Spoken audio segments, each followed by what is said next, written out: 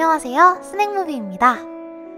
오늘 소개해드릴 작품은 특히 남성분들께 꼭 추천하고 싶어요. 바로 여인의 향기입니다.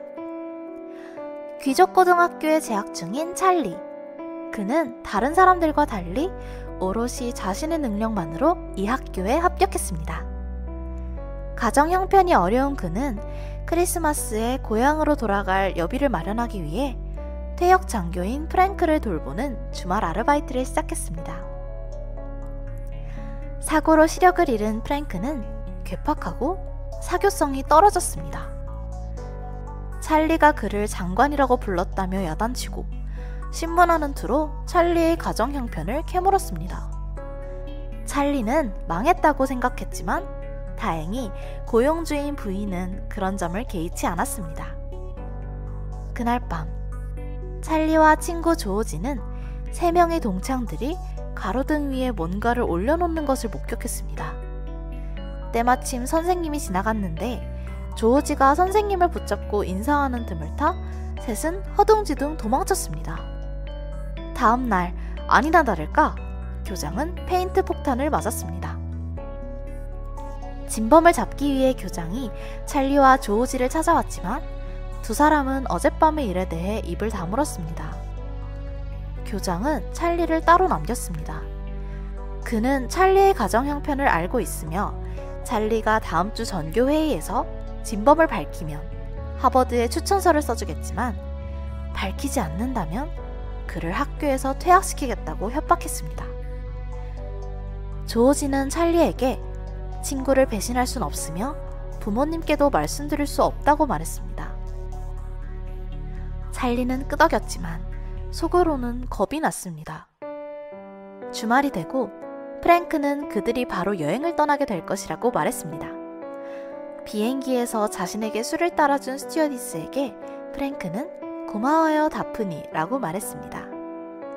찰리가 깜짝 놀라 스튜어디스의 이름을 어떻게 아느냐고 물었습니다. 프랭크는 그녀가 뿌린 향수는 영국 것이지만 말투가 캘리포니아 억양이라서 영국 숙녀를 동경하는 캘리포니아 아가씨라고 생각했고 때문에 다푼이라고 부르면 무조건 좋아할 거라 답했습니다.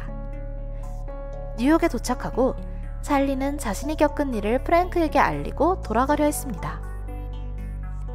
프랭크는 찰리에게 10시 비행기를 예약했지만 배고프게 그를 보낼 순 없다고 말했습니다. 하지만 식사를 하던 프랭크는 손목시계를 보고 놀란 척하며 15분 후에 비행기가 이륙할 것이어서 아마 따라잡지 못할 것이라고 했습니다. 마지막 비행기의 실제 시각이 9시였던 것을 알고 있었던 프랭크를 보고 찰리는 몹시 화가 났습니다. 아랑곳하지 않고 프랭크는 자기가 가장 좋아하는 것은 여자이고 그 다음은 페라리 스포츠카라며 떠들었습니다.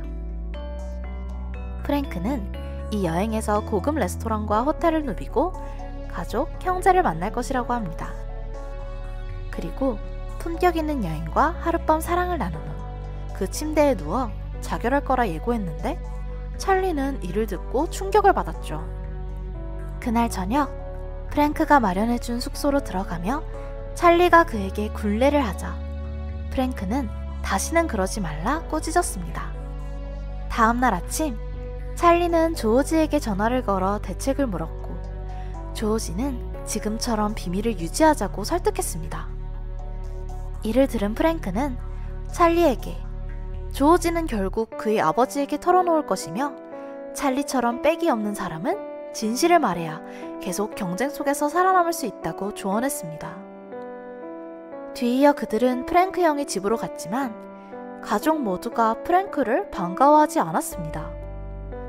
가족 모임은 불쾌한 분위기 속에서 끝났습니다. 다음날 프랭크는 찰리를 데리고 고급 레스토랑에 갑니다. 그는 찰리와 함께 자신있고 아름다운 한 여인에게 작업을 걸었고 성공적으로 여인과 같이 춤을 추게 되었죠. 하지만 정작 소원을 이루고 돌아온 프랭크는 그렇게 기뻐하지 않았습니다.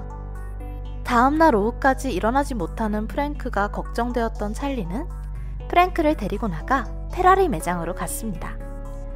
그들은 성공적으로 페라리 한 대를 시승할 수 있게 되었지만 여전히 프랭크에게 기쁨이란 없었습니다. 그걸 지켜보던 찰리는 프랭크에게 운전대를 양보하고 그의 눈이 되어주기로 약속했습니다. 신이 난 프랭크는 점점 속도를 높이다가 그만 경찰에게 차를 정지당했죠. 다행히 프랭크는 신의 연기로 경찰을 속여 넘겼습니다. 호텔로 돌아온 프랭크가 찰리에게 시가를 사달라고 부탁했는데 이상함을 느낀 찰리는 중간에 돌아왔습니다. 찰리가 돌아왔을 때 프랭크는 이미 군복을 갈아입고 자살할 준비를 마친 상태였습니다. 찰리는 프랭크에게 시각장애인이 되어 비관적인 생각을 하게 된 프랭크의 마음을 이해할 수 있다고 말했습니다. 결국 프랭크는 찰리에게 총을 쏘지 않게 되었고 자살 또한 포기했죠. 월요일이 되었고 전교 징계위원회가 열렸습니다. 한쪽에는 조지와 그의 권위 있는 아버지가, 다른 한쪽에는 혼자인 찰리가 앉았습니다. 조지는 세 사람을 지목했지만 시력이 좋지 않아 아마도 라고 덧붙였고, 교장은 모든 화살을 찰리에게로 돌려 그를 추궁했습니다. 찰리가 끝내 누구인지 밝히지 않자 교장은 급기야 찰리를 퇴학한다고 협박했습니다. 이때 갑자기 프랭크가 찰리의 보호자라며 나타나 찰리를 변호하는 연설을 펼쳤습니다. 찰리는 자신의 미래를 위해 남을 팔지 않는다는 프랭크의 주장이 끝나자 사람들이 뜨거운 박수를 보냈습니다. 결국 학교의 징계위원회는 찰리를 퇴학시키지 않았고 사고를 친 세 학생에게 근신 징계를 내렸습니다. 전교생들의 열광적인 환호 속에 찰리와 슬레이드는 강당을 떠납니다. 세상에는 두 종류의 사람이 있습니다. 난관이 나타났을 때 그것을 직면하는 사람과 피하는 사람이 있겠죠. 하지만 잠깐은 피할 수 있어도 평생 피하고만 살 순 없습니다. 거울을 보며 나이가 들었다고 한탄하는 대신 주름이 섹시하다고 생각할 수도 있는 거죠. 시청자 여러분도 찰리처럼 친구를 위해 어렵게 비밀을 지켜준 적이 있다면 댓글로 남겨주세요. 재미있게 시청하셨다면 구독과 좋아요, 공유 부탁드릴게요.